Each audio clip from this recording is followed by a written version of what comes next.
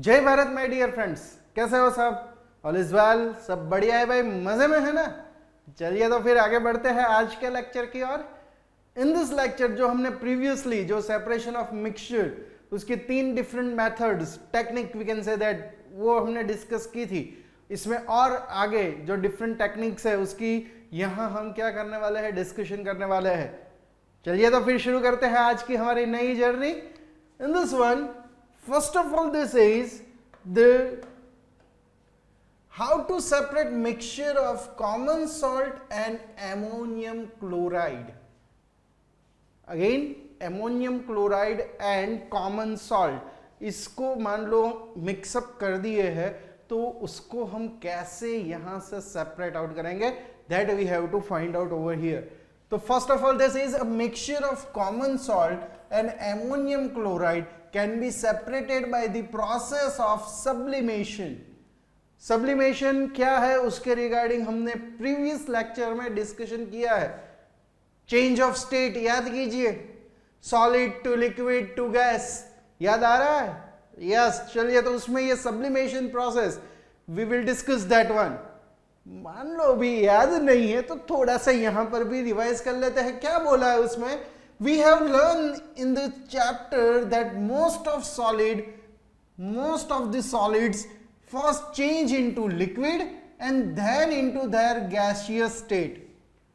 जो कन्वर्जन होता है वो कैसे होता है? First of all solid substance को हम हीट अप्लाई करेंगे, then first of all it is converted to liquid and again we heat continuously applying the heat, then the liquid converted to the gaseous state. तो ये उसका normal transition है, change of state का, solid then liquid and then gas, if heat is continuously applying then. However, some solids on heating change directly into their gaseous state without changing into liquid. कि भाई कुछ ऐसे solids भी वहां पाए जाएंगे कि वो क्या होंगे भाई, डायरेक्ट solid to gas में कन्वर्ट हो जाएंगे। भाई समझ में आ रही है बात? बीच में वो इंटरमीडिएट जो लिक्विड वाला स्टेट है वो आपको वहां मिलेगा नहीं। तो this process in which solid change directly into gaseous, that is called sublimation. तो यहां पर जैसे आपको बताया कि भाई दो मिक्सचर है, कॉमन सॉल्ट और एमोनियम क्लोराइड, दोनों को मिक्सअप कर दिया है। तो यहां आप देख सकते हो, ओके, यहां पर हमने कंफूर और सॉल्ट का मिक्सचर लिया है। कंफूर की जगह पर जैसे यहां बताया गया है कि आप एमोनियम क्लोराइड भी ले सकते हो।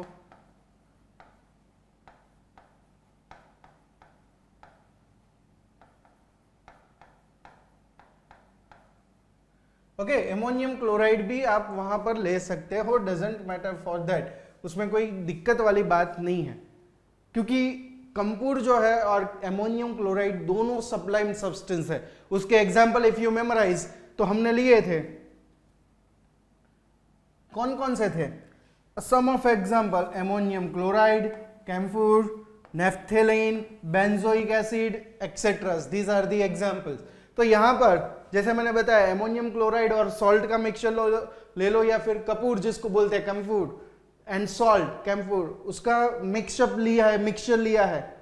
अब इन दोनों को मिक्सअप करके इस चाइना डिश में, हाँ, चाइना से एक्सपोर्ट नहीं की है, उसका नाम चाइना डिश है, डोंट वरी फॉर दैट। उसको यहां हम क्या कर रहे हैं भाई, हीटअप कर रहे हैं। तो जैसे ही यहां वो सब्सटेंस, ये मिक्सचर, ये जो मिक्सचर है वो हीटअप होगा, ओके, तो वैसे ही यहां पर जो सब्लाइम सब्सटेंस है वो कौन सा है? Ammonium chloride. तो सब्लाइम सब्सटेंस है, यानी कि जैसे ही उसको हीट मिलेगी तो वो सॉलिड कंपोनेंट में से डायरेक्टली किस स्टेट में चेंज होगा? गैसियस स्टेट में। तो यहां ये चाइना डिश पे हमने एक वेसल रख दिया है, इन्वर्टेड फनेल, फनेल है बट उसको इन्वर्ट करके पूरी उल्टी उसके ऊपर रख दी है, और उसके यहां जो ऊपर वाला पोर्शन रहेगा जहां से वो निकलेगी, हवा निकलती है, फनेल वैसे इस तरीके से होती है कि, और यहां बॉटम में से निकलेगा जो भी है सब्सटेंस। तो यहां पर इसको मैंने इन्वर्ट करके रख दी, तो ये बॉटम वाला पोर्शन ऊपर आ जाए। तो वहां पर मैंने कॉटन प्लग, यानी कि वहां से कुछ निकल ना सके ऐसी इस तरीके से यहां कॉटन प्लग को मैंने इंसर्ट कर दिया है। ओके, तो अब क्या होगा, जैसे ही हीट मिल रही है वैसे वैसे यहां ये जो मिक्सचर है, तो उसमें से जो सबलाइन सब्सटेंस है दैट इज अमोनियम क्लोराइड, तो वो सॉलिड में से डायरेक्टली किस में कन्वर्ट हो जाएगा, yes, that is converted into the gaseous state, gaseous यानी कि वेपर स्टेट में। और वो वेपर स्टेट यहां से ऐसे ऊपर की ओर क्या होगी भाई, मूव होती रहेगी। और जैसे जैसे वो ऊपर हो रही है, मूव हो रही है, वैसे वैसे वो ये जो फनेल है उसकी ये जो साइड पोर्शन है वहां पर वो क्या होगी, थोड़ी सी कूल डाउन होके वहां वेपर वो क्या हो जाएगी, इकट्ठा हो जाएगी। क्योंकि यहां से तो वो बाहर नहीं निकल पाएंगी, वो दरवाजा हमने क्लोज कर दिया है, तो वेपर तो यहां से ऑब्वियसली बाहर नहीं जा पाएगी। भाई समझ में आ रही है बात, क्लियर है, पक्का, श्योर, आगे बढ़ो अभी इसमें। तो फिर तो यहां पर जैसे ही मान लो हमने हीट दे रहे कंटिन्यूअसली, यहां आप देख रहे हो वेपर निकल रही, वो दिखेगा ही दिखेगा, गैसियस स्टेट जो इसमें से किसका, अमोनियम क्लोराइड जो सॉलिड है वो गैस में कन्वर्ट होगा, तो वो आपको पता चलेगा। तो जैसे ही मान लो कुछ आफ्टर सर्टेन टाइम आपको यहां से वो गैसियस स्टेट में जो कन्वर्जन होना बंद हो जाए, वो दिखना बंद हो जाए, फिर इस फनेल को हटा दीजिए आप। तो उस फनेल में ये यहाँ सराउंडिंग जो बचेगा, जो कंपोनेंट यहाँ पर वेपर के फॉर्म में जो इकट्ठा हुआ होगा, क्योंकि वो आफ्टर सर्टेन टाइम फिर वो कूल डाउन भी हो जाएगी, तो वो क्या हो जाएगा, दैट इज सोडियम सॉलिड सॉलिफाइड कैम्फूर या फिर एमोनियम क्लोराइड, वो यहाँ हमें एक्सट्रैक्ट होता मिलेगा, सेपरेट होता मिलेगा, वी कैन से दैट। और डिश में जो रह गया दैट इज द सॉल्ट। क्यों, क्योंकि वो डायरेक्टली सॉलिड टू गैस में कन्वर्ट नहीं होगा। तो this process is sublimation process, कि भाई ये जो सब्लाइम सब्सटेंस है, does this separate the mixture in which contain the sublime volatile component from a non-volatile sublimable impurities, the process sublimation is used। तो यहां पर जो सॉल्ट था वो कैसा था, नॉन वॉलेटाइल सबलाइम इंप्यूरिटीज थी, कि वो सबलाइम नहीं हुआ, वो एज इट इज रह गया, बट उसके अंदर ये जो एमोनियम क्लोराइड था, या फिर आप बेंजोइक एसिड ले लीजिए, नेफ्थेलिन ले लीजिए, तो वो सारे कैसे है भाई, वो सारे कैसे है, that is the Sublime substance. तो वो क्या हो जाएंगे, वहां से डायरेक्टली कन्वर्ट होके हमें सेपरेट होते मिलेंगे। क्लियर है सब्लिमेशन प्रोसेस, पक्का, श्योर, आगे बढ़े तो अभी नेक्स्ट प्रोसेस की ओर। यस, नेक्स्ट वन, उसमें आपको बताया है कि how to separate a mixture of two miscible liquids, miscible liquids, immiscible and miscible, difference. I hope you memorize that one. Sir आप हर बार ऐसा ही बोल देते हो, I hope you memorize that one. तो ऑब्वियसली यार, पहले हमने डिस्कस की हुई है ये सारी बातें, बट चलो कोई बात नहीं, अभी ये समझेंगे तो आपको ये भी समझ में आ जाएगा कि what do you mean by the miscible liquids, है कि नहीं। तब फिर चलिए क्या बताया उसमें, अ mixture of miscible liquids can be separated by the process of distillation. वो किस प्रोसेस से वहां पर सेपरेट होंगे, that is the process of distillation. तो यहां पर आप देख सकते हो, वो उसकी फिगर आउट हमने प्रॉपरली मेंशन कर दी है। क्या बोला, in this process the liquid is heated to its boiling point, उसके बॉइलिंग पॉइंट तक उसको हम क्या करने वाले हैं भाई, हीट देने वाले हैं, that is converted into the vapours. तो ऑब्वियसली यहां आप देखेंगे तो mixture of acetone and water we are taken over here in this container, distillation flask इसको बोलेंगे। ये जो बीच में आप देख रहे हो ये बड़ा वाला, दैट इज डिस्टिलेशन फ्लास्क। ये क्लैंप है जिसके साथ हमने उसको अटैच किया हुआ है प्रॉपरली। ओके, यहां पर ऊपर थर्मोमीटर लगाया हुआ है, और यहां बीच में से एक दूसरी पाइप जैसा जो पास हो रहा है उसको हम कंडेंसेशन बोलेंगे। ओके, तो अब प्रोसेस यहां क्या होती है दैट वी विल डिस्कस, कि भाई यहां से जैसे ही आपने हीट अप्लाई करना शुरू कर दिया तो mixture of acetone and water जो है उसको हीट मिलने लगी। बट यहां पर एसीटोन जो है और वाटर है, दोनों का बॉइलिंग पॉइंट डिफरेंट है। वाटर का हमें पता है कितना है, यस 100 डिग्री सेल्सियस। तो यहां पर ये दोनों मिसिबल है कि भाई दोनों लिक्विड मिक्सअप है, हमें पता नहीं चलेगा कि भाई कौन सा उसमें वाटर का मोलेक्यूल है, कौन सा उसमें एसीटोन का मोलेक्यूल्स है। पता चलेगा नहीं। तो अब बट दोनों के जो बॉइलिंग पॉइंट्स है दैट इज डिफरेंट, वो डिफरेंट होने की वजह से, बॉइलिंग पॉइंट डिफरेंट होने की वजह से जैसे ही यहां से हीट अप्लाई करेंगे तो जिसका बॉइलिंग पॉइंट कम है तो वो जल्दी से क्या हो जाएगा, वेपर में कन्वर्ट हो जाएगा। तो यहां पर जो एसीटोन है उसका जो बॉइलिंग पॉइंट रहेगा, एसीटोन का जो बॉइलिंग पॉइंट रहता है वो नियरली 56 डिग्री सेल्सियस जितना रहता है। ये जो एसीटोन है उसका जो बॉइलिंग पॉइंट रहेगा that's equal to near to 56 degree Celsius, उसके नियर वो रहता है। और वाटर का जो जैसा मैंने बताया दैट इज 100 डिग्री। तो देखिए दोनों में कितना डिफरेंस है, वेरी लार्ज डिफरेंस। तो जैसे ही हीट मिलती गई तो यहां वेपर जनरेट होती गई, और वो वेपर किसकी होगी, पहले इनिशियली एसीटोन की होगी। समझ में आ रही है बात, that vapour is acetone vapour. और ये वेपर यहां से ऊपर आके यहां इस पाइप थ्रू यहां से क्या आएगी नीचे, इधर ये जो अलग से हमने कंटेनर रखा है उसमें वो सारा निकलेगा। ओके, ये एसीटोन निकल के इधर आएगा।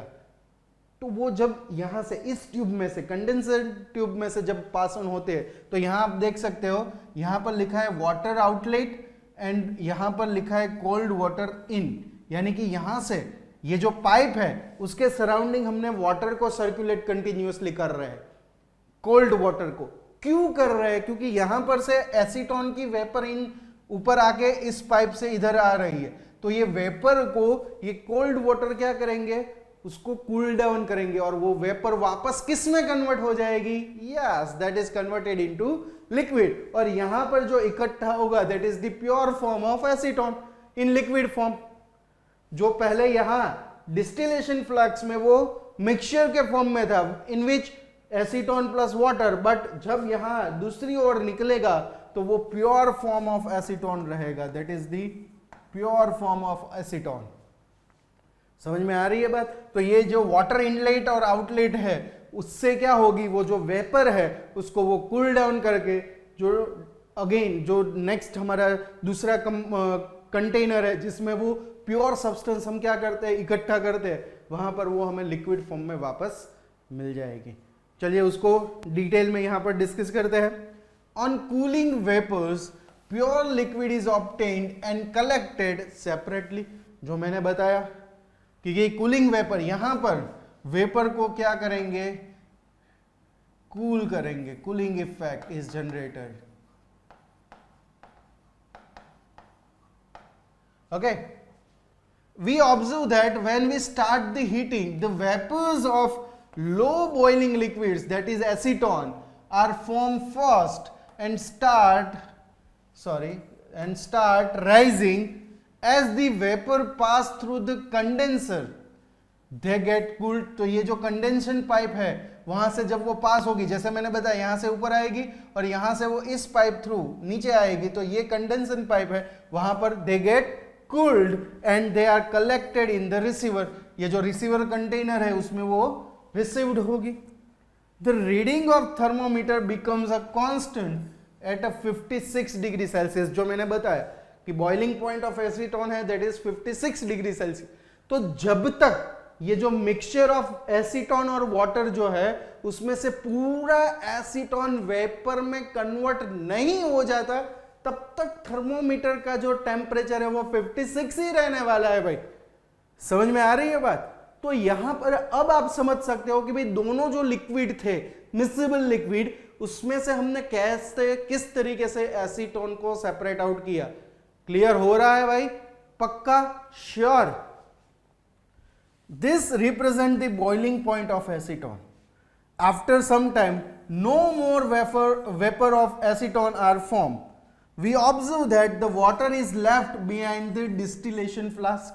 तो जैसे ही यहां से वेपर जनरेट होना बंद हो जाता है, हाँ, तो तब हमें पता चलेगा कि डिस्टिलेशन फ्लास्क में अब क्या रहा, बच गया, दैट इज द वाटर। क्यों, क्योंकि उसका बॉइलिंग पॉइंट तो 100 डिग्री सेल्सियस है, जबकि एसीटोन का तो 56 था। तो वो पूरा वेपर कन्वर्ट होके यहां में सेपरेटली उसको सेपरेट कर दिया, तो अभी बचा क्या, दैट इज द वाटर। तो वैसे आप दोनों miscible liquids if they are mix तो उसको easily you can separated using this distillation method. समझ में आ रही है बात? पक्का? श्योर? आगे बढ़ो अभी। It is use for the separation of liquid whose boiling points are sufficiently different। तो यहां पर दोनों के बॉइलिंग पॉइंट में ज्यादा डिफरेंस है भाई, 56 डिग्री एंड 100। तो देखो इस बार मैं ये पूरा जब एक्सप्लेन कर रहा था तो उसमें टेम्परेचर पे मैंने सबसे ज्यादा अहमियत दी है। तो now you can understand that one कि भाई ये क्यों है। समझ में आ रही है बात? पक्का? श्योर? आगे बढ़ो अभी इसमें। Now the application of simple distillation, ये जो हमने अभी जो डिस्कस किया that is the distillation process, तो उसकी application separation of two miscible liquids that boil without the decomposition. यहां उसका डीकंपोजिशन नहीं हो रहा है, बी क्लियर फॉर दैट। मान लो डीकंपोजिशन होता तो वो कुछ नया ही हो जाता। Have sufficient difference more than 25 degree Celsius या फिर केल्विन, इतना डिफरेंस होना चाहिए, more than that there boiling point, के उसके बॉइलिंग पॉइंट में मिनिमम 25 डिग्री सेल्सियस ले लीजिए या फिर 25 केल्विन टेम्परेचर ले लीजिए, इतना डिफरेंस होना ही चाहिए। Separation of volatile liquids from a non volatile impurities, तो इसको भी आप वहां सेपरेट कर सकते हो यूजिंग डिस्टिलेशन प्रोसेस। ओके, अब आपके जैसे इंटेलिजेंट क्वेश्चन करते हैं कि सर मान लो ये 25 डिग्री सेल्सियस उससे ज्यादा डिफरेंस ना हो, तो हो सकता है ना भाई कि हर बार इतना डिफरेंस हो, उससे ज्यादा इतना हर सिचुएशन में पॉसिबल नहीं है।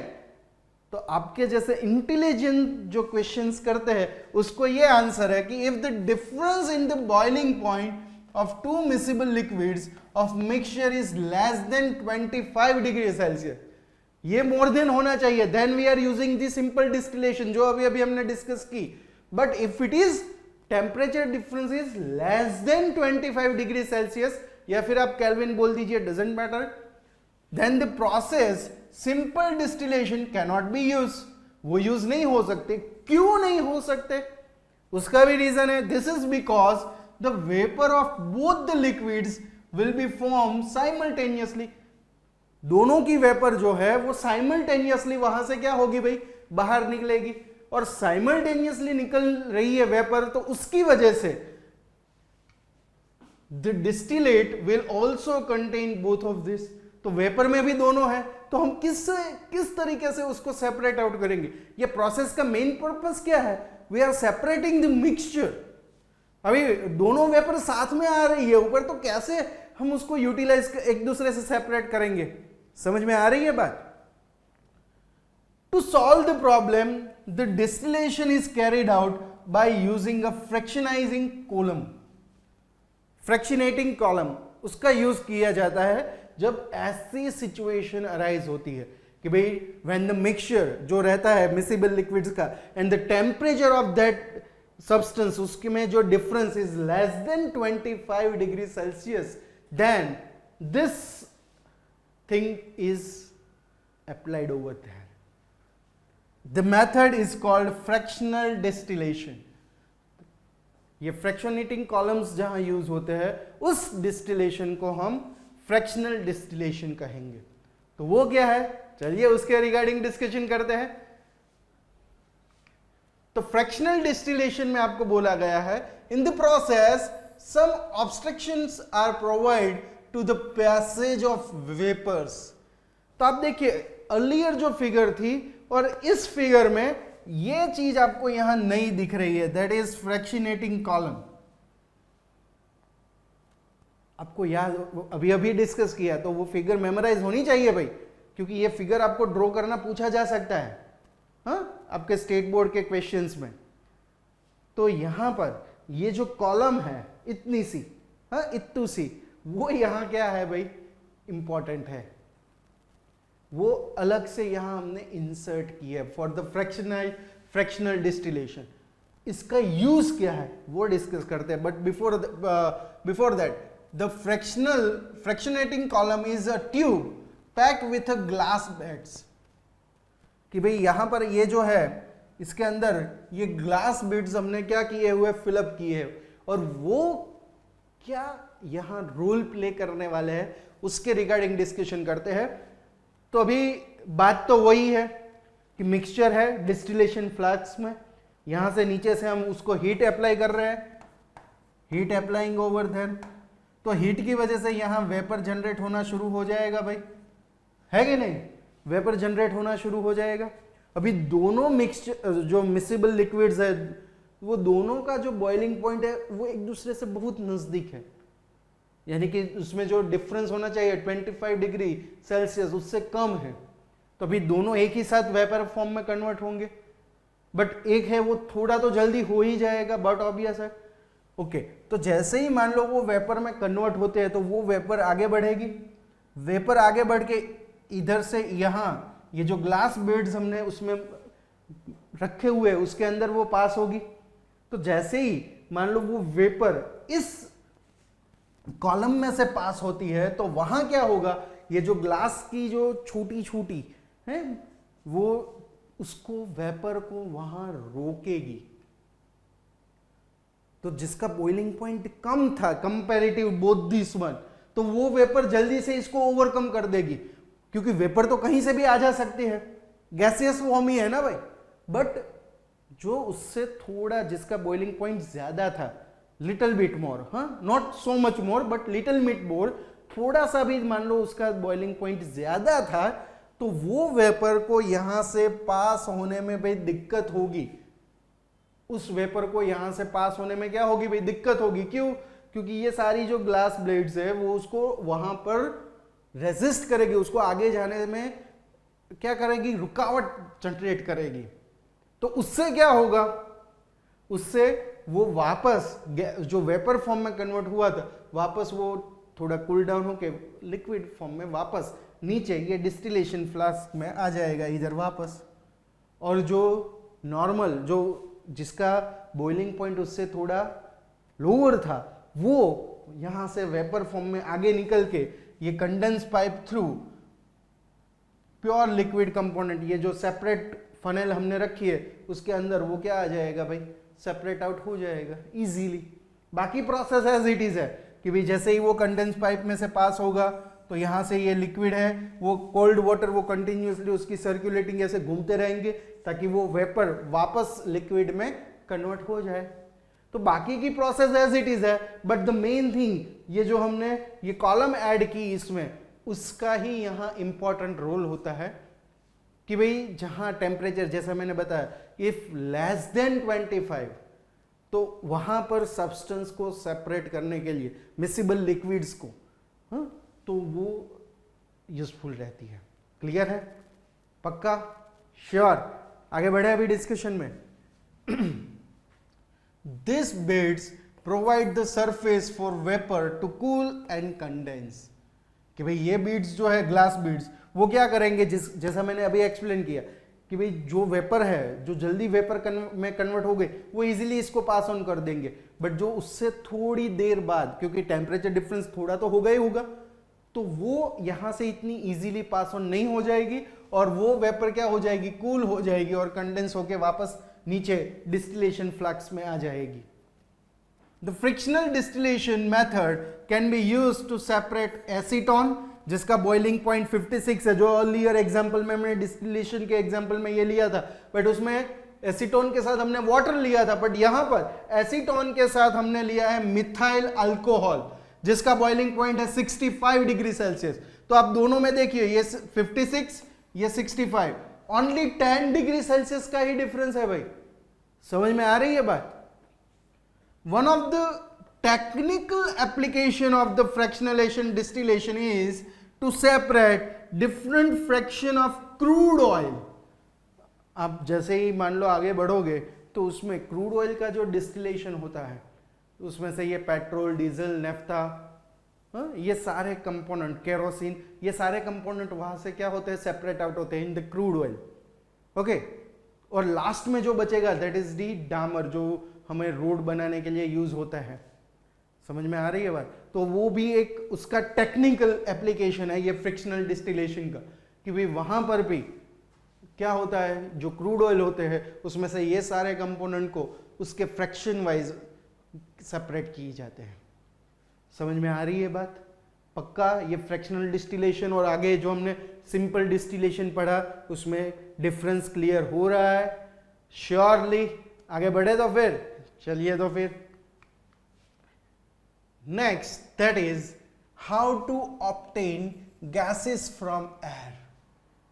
तो आपको पता है एयर जो है उसमें सराउंडिंग जो हमारे कंटिन्यूअसली है चले, जैसे हवाएं सनन सनन, गाना शायद सुना होगा, बहुत ऐसे तो पुराना है बट बढ़िया वाला गाना था। या फिर वो 3 इडियट वाला बहती हवा सा था, वो तो वो ये हवा ही है हमारी जो सराउंडिंग है। तो उसमें से आपको पता है कि डिफरेंट डिफरेंट गैसेस उसमें अवेलेबल है, ऑक्सीजन है, नाइट्रोजन है, कार्बन डाइऑक्साइड है, आर्गन है, ऐसे डिफरेंट डिफरेंट बहुत सारे। ये तो मैंने अभी जो नाम इंस्टेंटली जुमा पे आ गए वो मैंने आपको बता दिए, बट बहुत सारे गैसेस उसमें क्या है भाई मिक्सअप हुए। But that mixture is hetero या होमो, ऑब्वियसली होमोजेनियस मिक्सचर जो एयर है वो है। The gases can be separated from air by frictional distillation, जो अभी अभी हमने डिस्कस किया वैसी ही मेथड, बट यहां पर वो डिस्टिलेशन फ्लास्क और वहां हीट देना ऐसा नहीं होगा, that is some different techniques, but कहलाएगा तो क्या वो फ्रिक्शनल डिस्टिलेशन ही, कि भाई उसका यूज करके हम एयर में से डिफरेंट डिफरेंट गैस को क्या करेंगे भाई वहां पर सेपरेट आउट करेंगे। In this process the air is compressed by increasing pressure. Air है उसके ऊपर आप प्रेशराइज कर दो उसको, इसका जो नॉर्मल प्रेशर है उसको और इंक्रीज कर दो, तब क्या होगा, then cooled by the decreasing the temperature, और उसका टेम्परेचर डिक्रीज करके उसको कूल डाउन करना है। Air will be compressed to form a liquid air that is called liquefied air. आपको याद हो तो एलपीजी यूज किया है ऑब्वियसली घर में, अब तो गैस लाइन आ गई, बट उससे पहले घर पे आप खाना पकाने के लिए मम्मा को पूछिएगा क्या यूज करते थे, गैस की बॉटल रेड कलर की आती थी, याद है ना? हाँ, दैट इज एलपीजी बॉटल। तो एलपीजी मीन्स क्या क्या लिक्विफाइड पेट्रोलियम गैस। तो वो लिक्विफाइड यानी कि गैस जो है उसके ऊपर इतना प्रेशर आप डाल दीजिए कि वो गैस किस में कन्वर्ट हो जाए, लिक्विड में। समझ में आई बात? Okay, then the liquefied air is subjected to a fractional distillation. ये लिक्विफाइड एयर जो बनी उसको फिर हम फ्रैक्शनल डिस्टिलेशन में क्या करेंगे, जाने देंगे, उसको पास ऑन करवाएंगे, and the different gases are collected at a different times. और जैसे ही वो फ्रिक्शनल डिस्टिलेशन में एंटर होगी वैसे वैसे डिफरेंट गैस ऑब्टेन होंगे according to their temperature, according to their जो भी कंडीशंस वहां हम अप्लाई करेंगे, अभी करेंगे, हाँ डोंट वरी, अभी हम फिगर देखेंगे तो उसमें उसका पूरा क्या आएगा, डिस्कशन आएगा। आगे बढ़े। The liquid air is allowed to warm up slowly in frictional distillation column where gases are separated at a different height depending on their boiling points.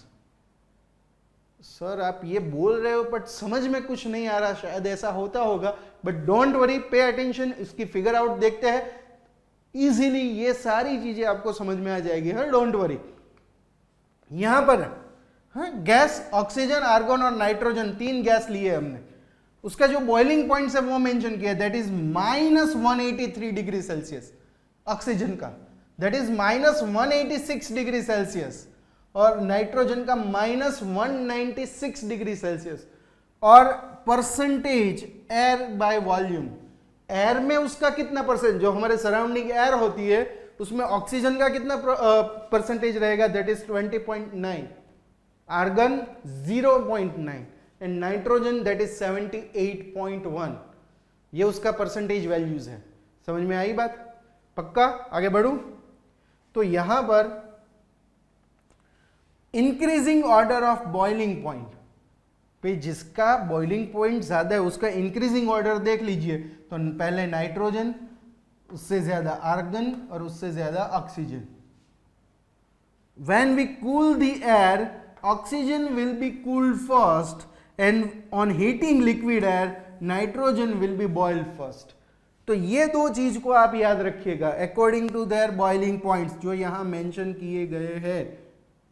Okay, ये वैल्यू आपको याद रखने की जरूरत नहीं है, बट ये जो है ये स्टेटमेंट आप मेमोराइज रखिएगा कि when we cool down the air, oxygen सबसे पहले कूल होगा, और when we heated the air, on the heating of liquid air, nitrogen will be boiled first. Nitrogen सबसे पहले बॉइल होना शुरू हो जाएगा।